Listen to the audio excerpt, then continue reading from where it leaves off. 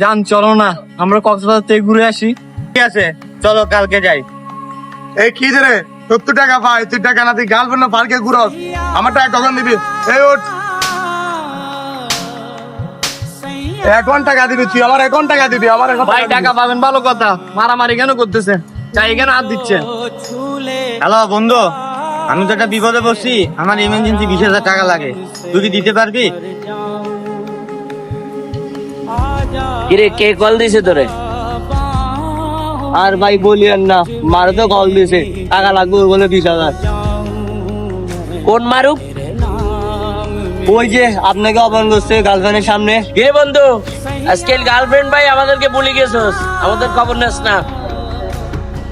চল, তোর মতন শেষে বন্ধু আমার দরকার নাই। আচ্ছা ওই মারুক চিনছি, আয় চল। কি হয়েছে কি? ওর মারতেছো কেন? কি সমস্যা? ওরে ভাই আমি ওর থেকে টাকা পাই অনেক দিন হয়েছে, আজকে টাকা দিন অনেক দিন, আজকে আমার টাকা লাগবে, আজকে টাকা দিয়ে যেতে হবে। তুমি ওর থেকে কত টাকা পাও?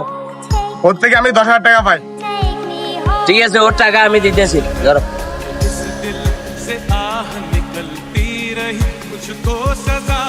ঠিক আছে আমার টাকা আমি পাইছি। এ ভাই দাঁড়াও, তোমার পাওনা তুমি বুঝি পাইছো? পাইছি।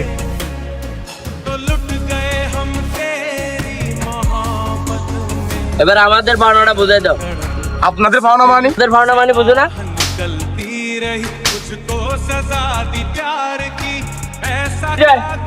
চল। দাঁড়া বন্ধু, সরি রে বন্ধু, ওই দিনটা গার্লফ্রেন্ডের জন্য তোকে অপমানই করছি, তুই আমার প্রকৃত বন্ধু।